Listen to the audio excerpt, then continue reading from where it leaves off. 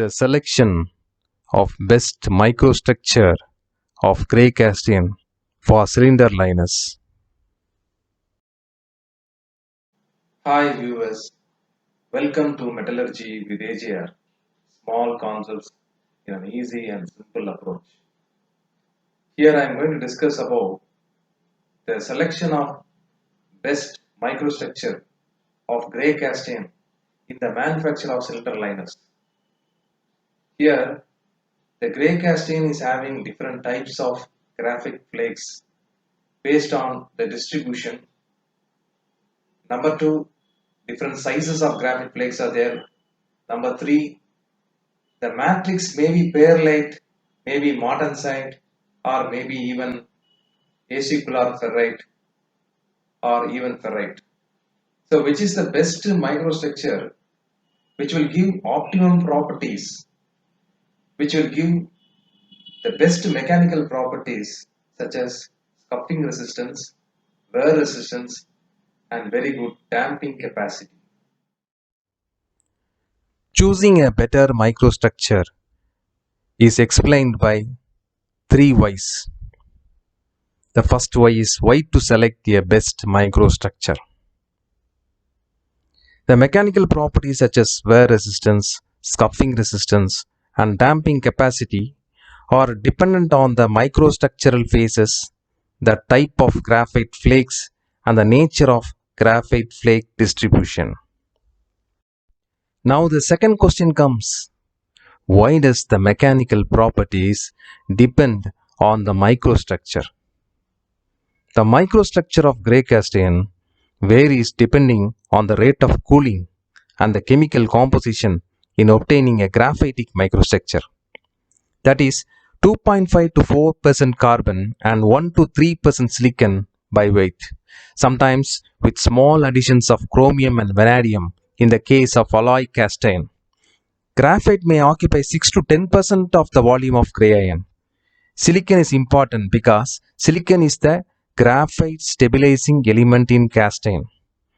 That is, when silicon is more than 3%, almost no carbon is held in chemical form as iron carbide.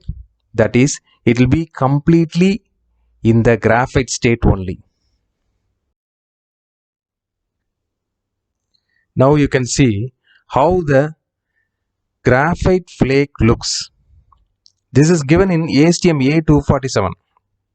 That is type 7 graphite. Type 7 graphite is the flake graphite. Based on the distribution, this flake graphite is divided into 5 patterns. What are they? Type A. Type A is random flake graphite in a uniform distribution. This is the most preferred orientation. This is having superior wear properties and applied to wear applications for cylinders of internal combustion engines. This is the best microstructure. This is the structure of our choice. Next is type B rosette flake graphite. Type B rosette flake graphite is a defect. It is typically of fairly rapid cooling. This occurs due to poor inoculation. This usually occurs in thin sections. The third one is type C Kish graphite. In Kish graphite, you can see that the graphite flakes are broader. Here, even though it offers very good damping capacity, crack will propagate through these graphite flakes. So this is also detrimental to some extent. Suppose if this graphite flake is present to some extent, for example 5% or 6%, then it will be good. Then let us go to type D and type E. Type D and type E are totally different. Type D is undercooled flake graphite and type E is interdendritic flake graphite. In these two flake graphites, you won't get a pearlitic matrix. That is the main problem with type D and type E. Graphite flakes vary in sizes. Graphite size is established by ASTM size chart, which shows 8 different sizes. Here size number 1 is the biggest one and size number 8 is the smallest one. To have a better wear resistance, then we can select size number 4 to size number 6. If you want very good scuffing resistance, then you can go to size number 3 to size number 4. In this table, you can see how the size of the graphite flakes and how the type of the graphite flakes influences on the wear resistance and the scuffing resistance. But one thing is sure, for all the above structures, for all the above microstructures, the matrix should be essentially pearlite. Last question comes into play. Why a pearlitic matrix is preferred over other phases such as ferrite or martensite? For a pearlitic matrix, wear resistance and scuffing resistance increases, but for martensitic matrix, even though wear resistance increases, scuffing resistance decreases due to its higher hardness. Hence, either a pearlitic matrix is preferred or a highly tempered martensite to hardness 27 HRC is acceptable. Sometimes, even an acicular ferrite matrix, that is low carbon bainite matrix, is preferred, but never a ferritic matrix. In this table, you can see how lamellar pearlite is there. In lamellar pearlite, what is the rate of wear, and in martensite, what is the rate of wear. All these things you can see.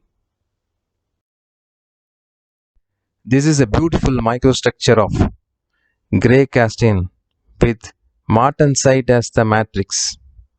The hardness of martensite is 65 RC and has got superior wear resistance. But as you know, martensite is a very brittle material. So since it is very brittle, naturally it will have very less scuffing resistance. So martensite is not used. This is the structure of a ferritic grey castine. Ferritic grey castine is poor in scuffing as well as in wear resistance. Hence, this is seldom used in the manufacturing of cylinder liners. This is the microstructure of our choice. That is graphite flake type 7 ASTM 247, type A graphite of size 4 to 6 in a pearlitic matrix. So to conclude, we must have a pearlitic matrix. The flake should be of type A, random distribution, and the size of the flake should be from 4 to 6. Friends, my idea is to give small concepts of metallurgy in a continuous process. Kindly like my videos and subscribe. You will get notification from me every week. Thank you.